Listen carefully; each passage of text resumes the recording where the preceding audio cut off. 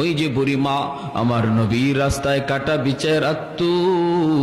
মায়ার নবী ফজরের সময় মসজিদে যাওয়ার সময় কাটাগুলি হাত দিয়া সরায় সরায় নবী মসজিদে যাইতেন। নবী রাতের অন্ধকারে কাটা রাস্তার মধ্যে পুঁতে পুঁতে রাখত।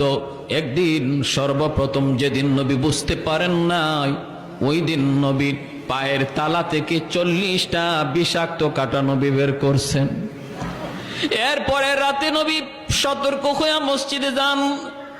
সতর্ক হইয়া কাটাগুলি সরাইয়া আমার নবী, রহমতের নবী, সরওয়ারে দু জাহান, তিনি মসজিদে যান কাটাগুলি সরায়া। একদিন আমার নবী দেখেন রাস্তায় কাটা নাই। নবী জিজ্ঞেস করেন আজকে রাস্তায় কাটা নাই কেন? মানুষজন কয় হুজুর আপনার প্রতি যেই মহিলা কাটা বেচাইতো সে অসুস্থ, বিছানায় পড়া, এজন্য আজকে রাস্তায় কাটা নাই। রহমতের নবী কয় আমারে তোমরা নিয়ে যাও, আমি আমার বুড়ি মারে, অসুস্থ মারে দেখতে যাব। যেই মহিলা আমার নবীর পায়ে থেকে রক্ত ছড়াইলো, ওই মহিলা অসুস্থ হয়েছে, নবী তারে দেখতে বাড়িতে যাইতেছেন। জোরে কন্যা সুবহানাল্লাহ। আমরা হইলে বলতাম তাড়াতাড়ি মরে না কেন?